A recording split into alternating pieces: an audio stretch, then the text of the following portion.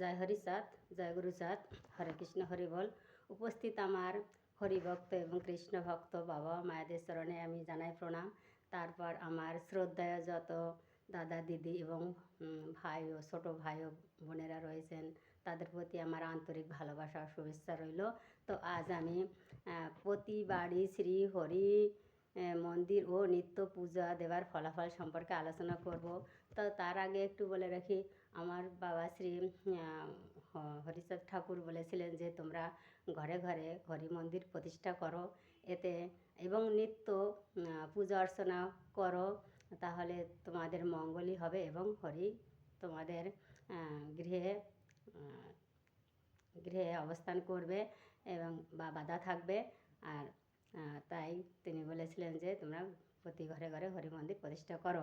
তো আর আমার বাবা হরিচাঁদ ঠাকুর যে সংসার ধর্ম যে শ্রেষ্ঠ ধর্ম এটা প্রচার করার জন্যেই এসেছিলেন এ ধরাধামে। তো যত অবতারই এই ধরাধামে এসেছেন, কিন্তু এত সুন্দর একটা বাণী কেউই বলেননি যে গার্হস্থ্য ধর্মই শ্রেষ্ঠ ধর্ম। কেননা এই সংসার ধর্ম পালন করেই কিন্তু সারা পৃথিবীর মানুষ বেঁচে আছে। আর যা অন্য ধর্মে এই পারা যায় না, যে সংসারের থেকেই মানুষ তার কামনা বাসনা বা ইচ্ছা পূরণ করতে পারে, যা অন্য কোনো ধর্মে পারা যায় না। তাই আর বেঁচে থাকার জীবের বেঁচে থাকার প্রধান আশ্রয় হলো এই সংসার। তাই আমার হরিচাঁদ ঠাকুর বলেছিলেন যে তোমরা হাতে কাজ মুখে নাম করবে এবং সদা সত্য কথা বলবে এবং সৎভাবে উপার্জন করে তোমরা সংসার ধর্ম পালন করবে, এতে তোমাদের মঙ্গলই হবে এবং সুখে শান্তিতে তোমরা বসবাস করতে পারবে। এবং হাতে কাজ মুখে নাম করলে তোমরা হাতে কাজ করলে তোমরা অর্থ উপার্জন করতে পারবে এবং মুখে নাম করলে পরম ব্রহ্মের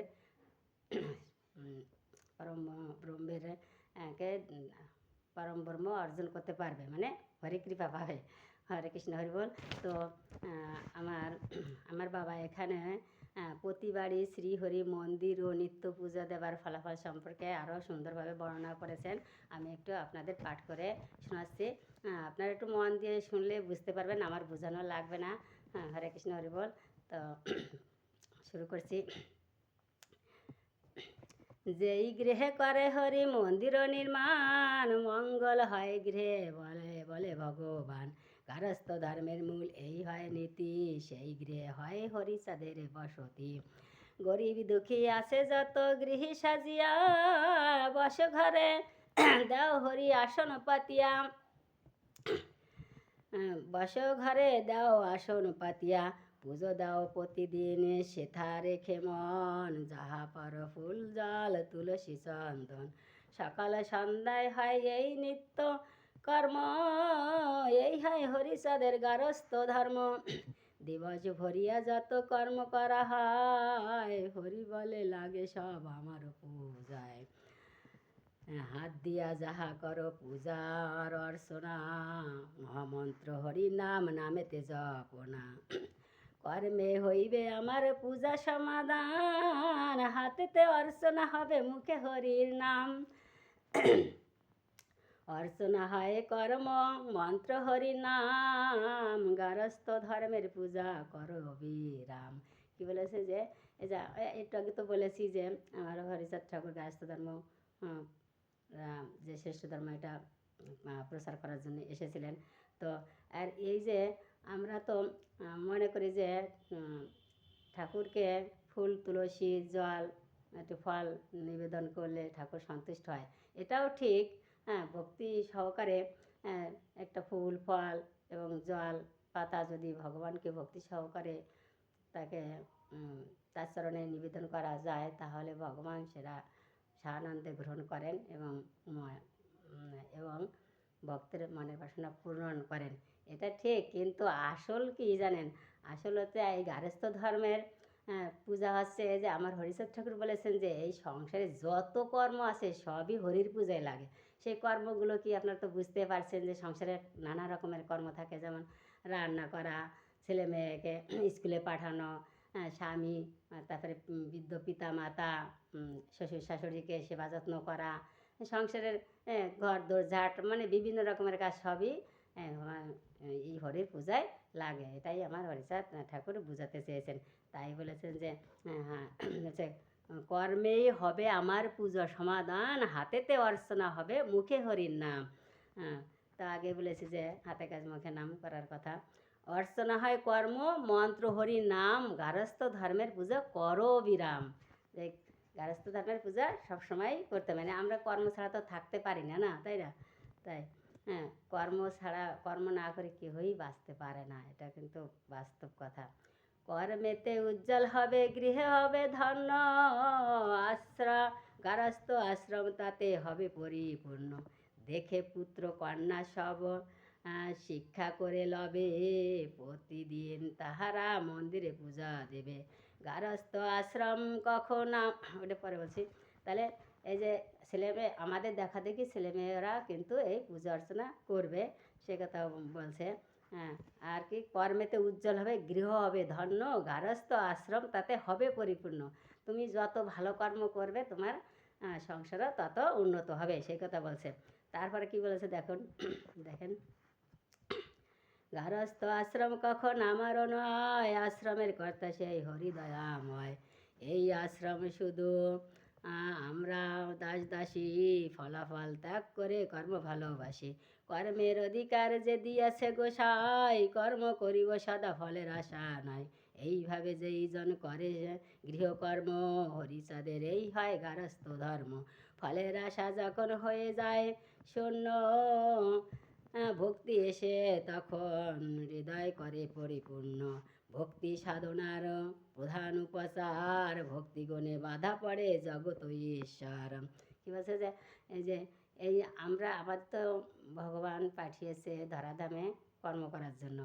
আর তা আমাদের মনে করতে হবে যে এই সংসার ঈশ্বরের বা ভগবানের বা হরির, তো আর আমরা তার দাস দাসী। আর মনে করতে হবে যে যে কর্ম করছি তাও হরির, আর আর কর্মফলও হরির। এবং এই ফলাফল যখন শূন্য হয়ে যাবে তখন আমাদের হরির সঙ্গে মিলন হয়ে যাবে, আমৃত্য শূন্য হয়ে গেলে। হরি বল, জয় হরি বল। তারপরে কি বলছে যে ভক্তি সাধনার প্রধান উপচার, ভক্তিগুণে বাধা পড়ে জগৎ ঈশ্বর। ভক্তির শক্তির পর আর কিছু নাই, ভক্তির গুণে বাধা জগতের গোসাই। তাহলে কী বলছে, এই ভক্তি, প্রেম ভক্তির সাহায্যে ভগবানকে সহজে লাভ করা যায়, এখানে বলা হয়েছে। তো যে কৃষ্ণকে, তো ছোট কৃষ্ণকে মা যশোদা দড়ি দিয়ে বাঁধতে চেয়েছিল, কিন্তু তা যতবারই বাঁধে তা 2 আঙ্গুল কম পড়ে যেত। তো ওই ননি চুরে খেত, তার জন্যে ওই বাঁধতে গিয়েছিল ছোটোবেলা। তা তাকে ভগবানকে দড়ি দিয়ে বাঁধা যায় না, ভগবানকে প্রেমভক্তির সাহায্যেই, প্রেমভক্তি দিয়েই বাঁধা যায়, অর্থাৎ প্রেমডোরে বাঁধা যায়। সেই কথা বলছে যে ভক্তির শক্তির পর আর কিছু নাই, ভক্তির গুণে বাধা থাকে জগতের গোসাই।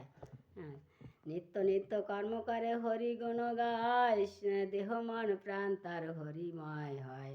তাহলে নিত্য নিত্য যে কর্ম করে এবং হরিগুণ গায়, তার দেহ মন প্রাণ হরিময় হয়ে যায়, হরিময় হয়ে যায়। তাই বলছে কর্মের সহিতে হয় সাধনা পুরাণ, গারস্থ হইয়া পায় হরি দর্শন। সেই হয় মহাসাধু, জানিবে নিশ্চয়